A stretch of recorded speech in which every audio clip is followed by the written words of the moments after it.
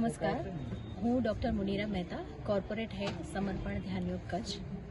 Himalayan ધ્યાન યોગ ગાંધીધામ પરિવાર દ્વારા એક મેગા વિડીયો શિબિરનું આયોજન થયું છે.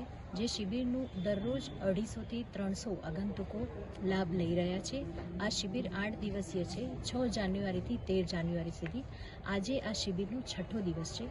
આ શિબિર દ્વારા ક્રમબદ્ધ પ્રક્રિયા દ્વારા આપણા શરીરના દરેક ચક્રોનું શુદ્ધિકરણ અને સાથે સાથે ધ્યાનની દિવ્ય અનુભૂતિનો સૌ લાભ લઈ રહ્યા છે.